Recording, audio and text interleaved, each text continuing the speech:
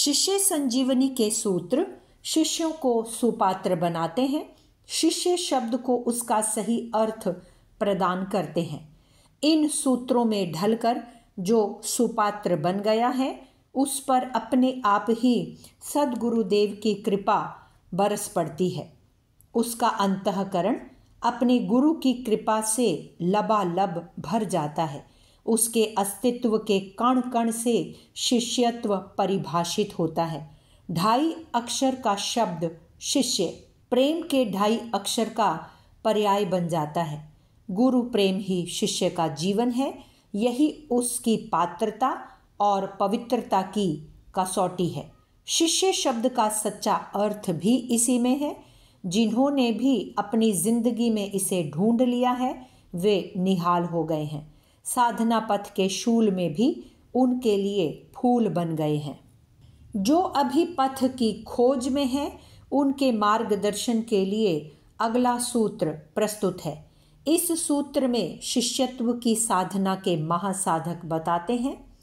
आंतरिक इंद्रियों को उपयोग में लाने की शक्ति प्राप्त करके बाह्य इंद्रियों की वासनाओं को जीतकर जीवात्मा की इच्छाओं पर विजय पाकर और ज्ञान प्राप्त करके हे शिष्य वास्तव में मार्ग में प्रविष्ट होने के लिए तैयार हो जा। मार्ग मिल गया है, उस पर चलने के लिए अपने को तैयार कर। इस मार्ग के रहस्यों का ज्ञान तू पूछ पृथ्वी से, वायु से, जल से। इन्हीं में इन रहस्यों को तेरे लिए छुपा कर रखा गया है। यदि तूने अपनी आंतरिक इंद्रियों को विकसित कर लिया है तो तू इस काम को कर सकेगा। इन रहस्यों को तू पृथ्वी के पवित्र पुरुषों से पूछ। यदि तू शिष्यत्व की कसौटी पर खरा है तो वे तुझे इन रहस्यों का ज्ञान देंगे। तू भरोसा कर। बाह्य इंद्रियों की लालसाओं से मुख मोड़ लेने भर से तुझे यह रहस्य ज्ञान पा लेने का अधिकार प्राप्त हो जाएगा। इस रहस्यमय सूत्र में आध्यात्मिक जीवन में कई महत्वपूर्ण आयाम समाये हैं। इन्हें समझकर आत्मसात कर लिया जाए तो साधना की डगर आसान हो सकती है। इतना ही नहीं, इसके शिखर पर भी पहुंचा जा सकता है। लेकिन शुरुआत वासनाओं से मुख मोड़ने से करनी होगी। जो लालसाओं से लिपटा और वासनाओं से बंधा है उसके लिए साधना संभव नहीं। साधना के सच केवल साधक को ही मिला करते हैं और साधक बनने के लिए वासनाओं के बंधन तोड़ने ही पड़ते हैं। कई बार लोग सवाल करते हैं, ऐसा प्रतिबंध क्यों है? इनका कहना है कि कामनाएं और वासनाएं तो स्वाभाविक हैं, नैसर्गिक हैं।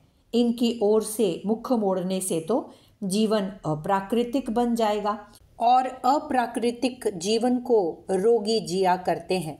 ऊपरी तौर पर देखें तो ये तर्क ठीक नजर आते हैं, लेकिन थोड़ा गहराई में उतरें तो इनमें कोई दम नजर नहीं आता। प्रकृति के अधीन होकर जीना तो पशुओं का काम है। पशु सदा प्रकृति के अनुरूप जीते हैं, यद्यपि ये भी वासनाओं के लिए समर्पित नहीं होते। प्रकृति द्वारा निर्धारित किए गए समय के अनुसार ही ये इस जाल में पड़ते हैं। मनुष्य की स्थिति तो पशुओं से भिन्न है।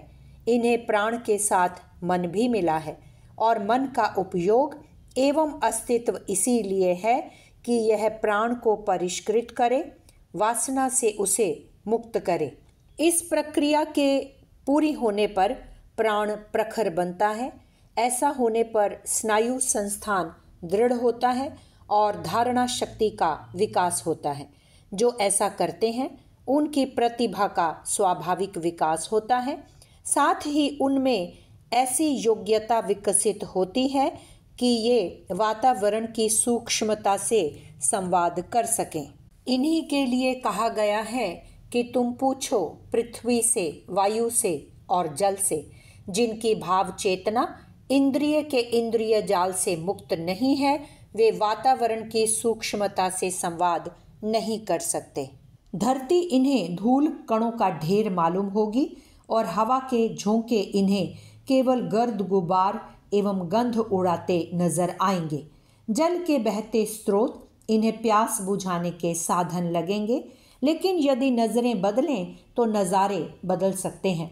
धरती की धूल महत्वपूर्ण हो सकती है, महत्वपूर्ण ना होती तो तीर्थों की रज का इतना महिमा गान नहीं होता। धरती के जिस कोने में ऋषियों ने तप किया, महायोगियों ने साधनाएं की और फिर साधना से पवित्र उनकी देह उसी धूल में विलीन हो गई, उस धूल के पास बहुत कुछ कहने को है, बस सही ढंग से सुनने वाला होना चाहिए।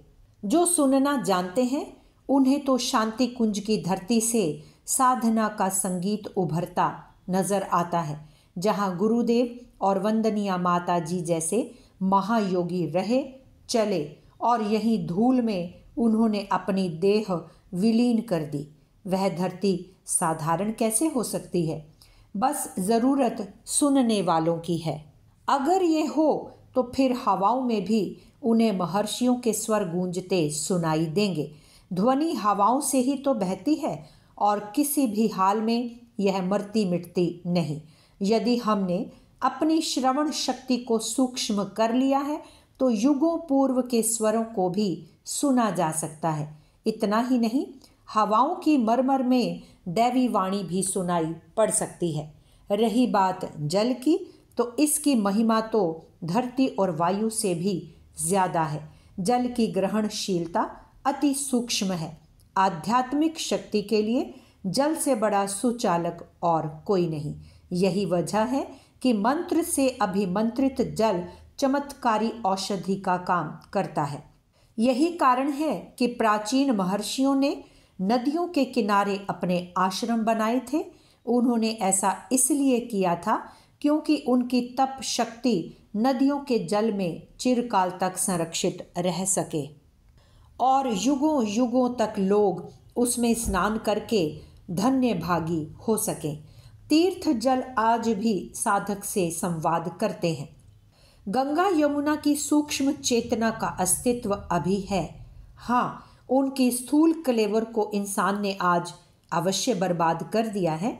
यदि अभी किसी में इतनी पात्रता नहीं है तो उसको पवित्र पुरुषों के पास जाकर सत्य को सीखना चाहिए। पवित्र पुरुष सभी बंधनों से मुक्त होते हैं।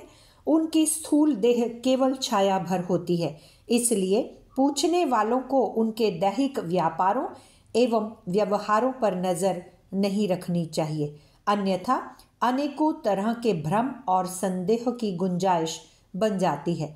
जो इन पवित्र पुरुषों को देह के पार देख सकता है, उनकी परा चेतना की अनुभूति कर सकता है, वही उनसे संवाद कर सकता है। अगर ऐसा नहीं है तो उसे संसार भर के पवित्र पुरुष उसे अपनी ही भांति साधारण रोगी या वासनाओं से भरे नजर आएंगे। यही वजह है कि इनसे संवाद की पहली शर्त है कि हम स्वयं वासना मुक्त हो। वासना मुक्त होने पर इस संवाद के स्वर हमसे क्या कहेंगे, आइए इसे अगले सूत्र में जानें।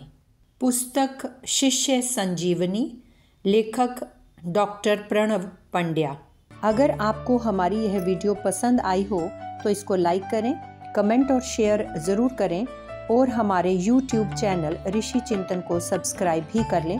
साथ ही बेल आइकन को भी दबाएं ताकि आपको आने वाली वीडियोस की नोटिफिकेशंस मिलती रहें। धन्यवाद।